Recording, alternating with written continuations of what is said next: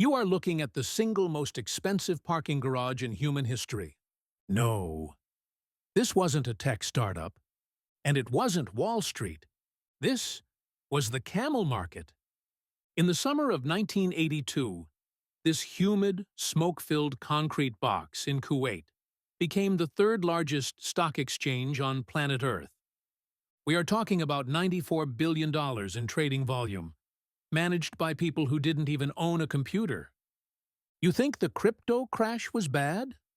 You think FTX was a scam? That was child's play.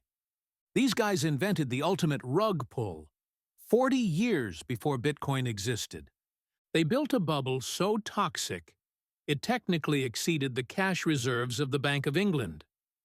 We dug through the archives to find out how a 20-something government clerk used a simple ballpoint pen to bankrupt an entire nation. But, to understand the crime, you have to understand the weapon.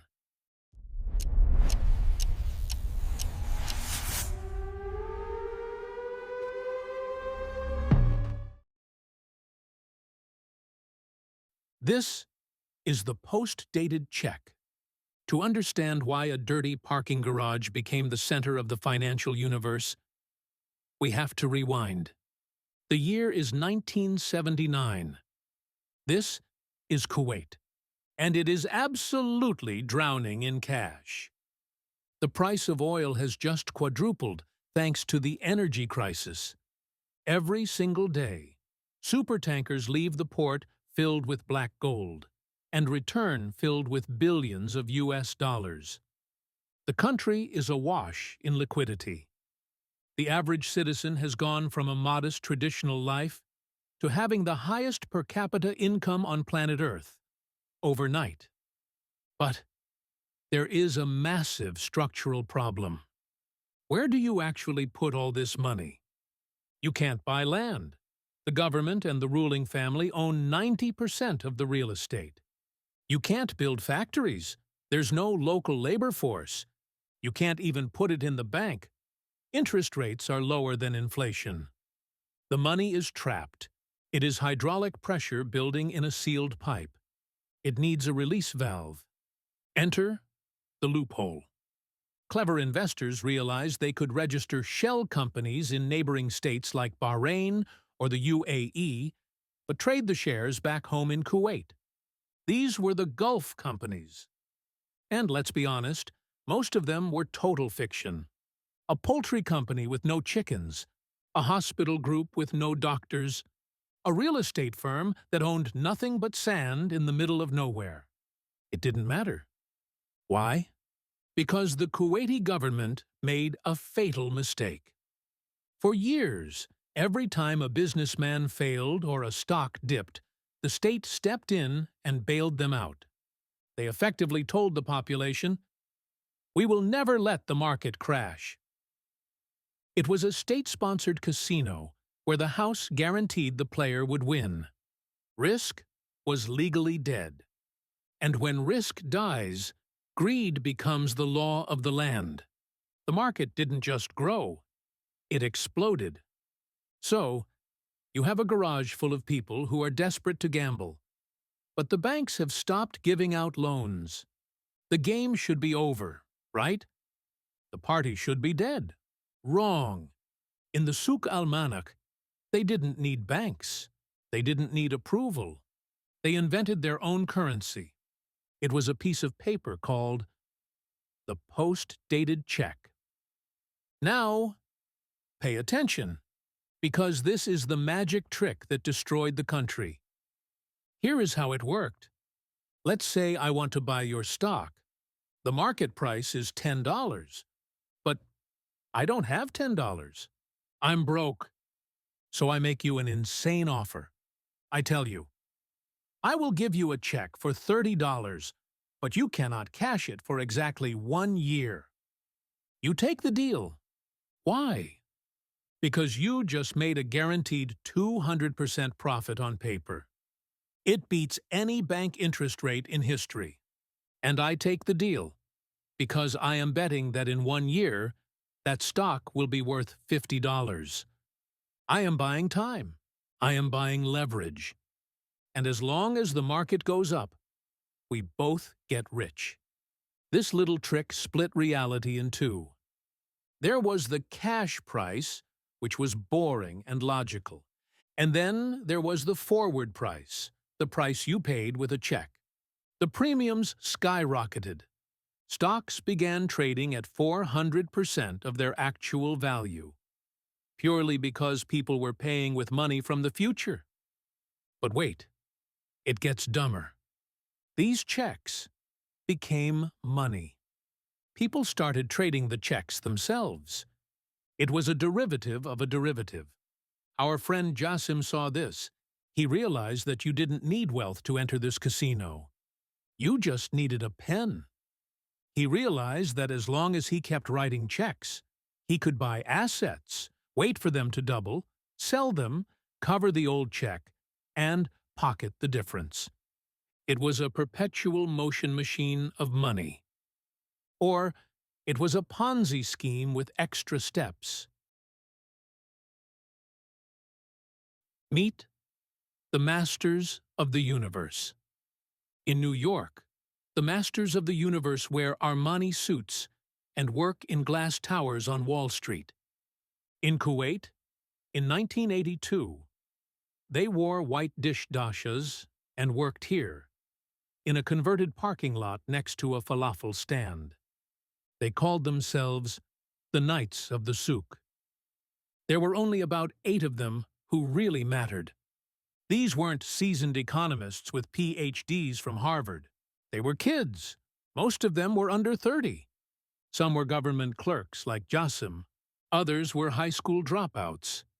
But in this garage, they were gods.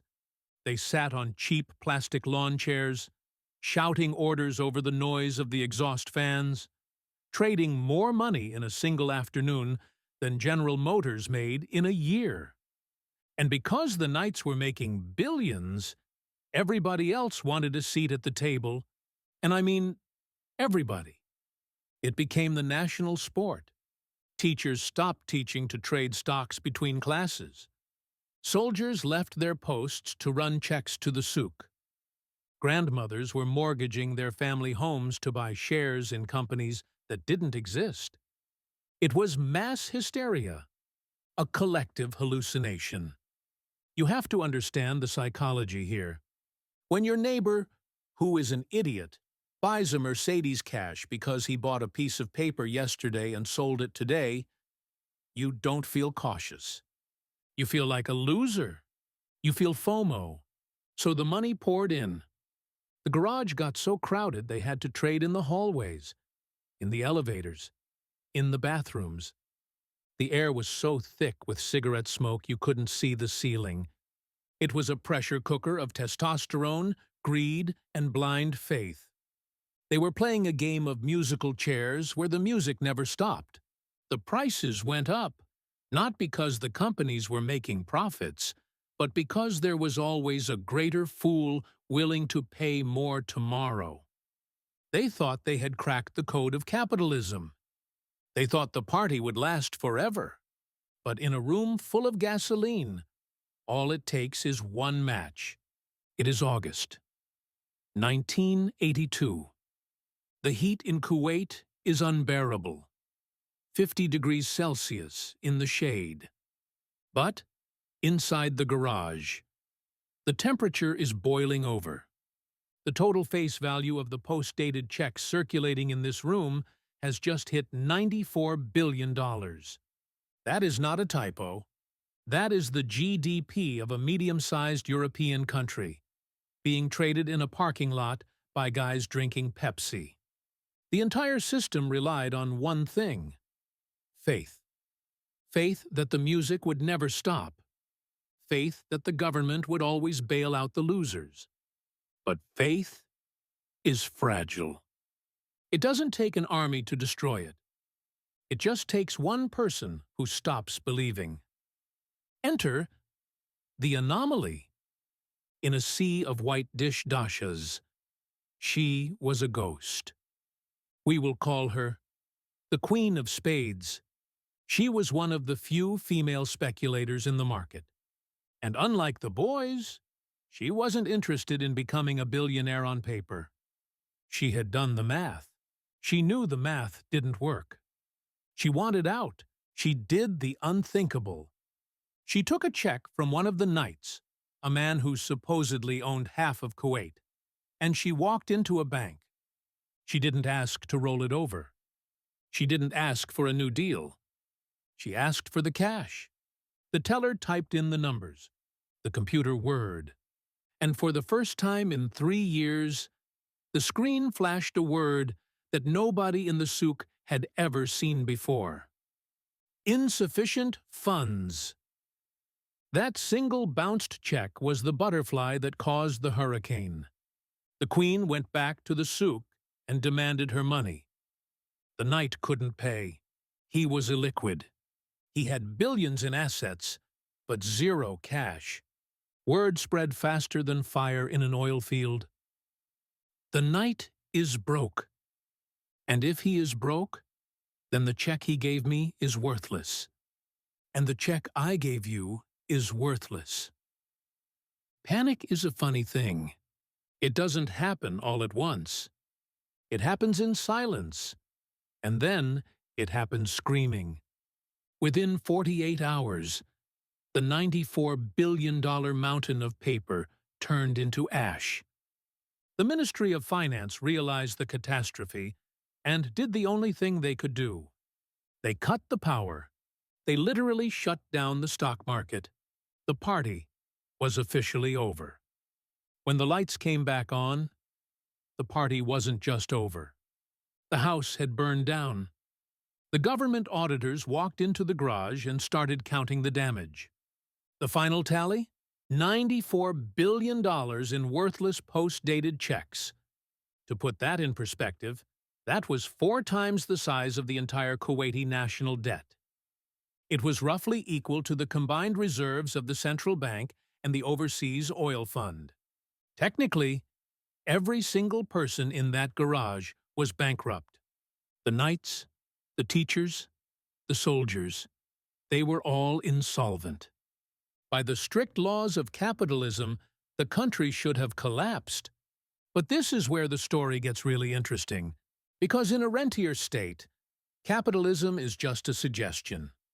The government looked at the mess and said, "We'll pay for it." They passed a law, literally called the Law of Hardship, and set up a fund. They spent billions of dollars of public oil money to buy the worthless checks from the small investors. Essentially, they refunded the losses of the gamblers using the country's savings. As for the knights, a few went to jail. Most declared bankruptcy, handed over their assets, and went right back to their lives.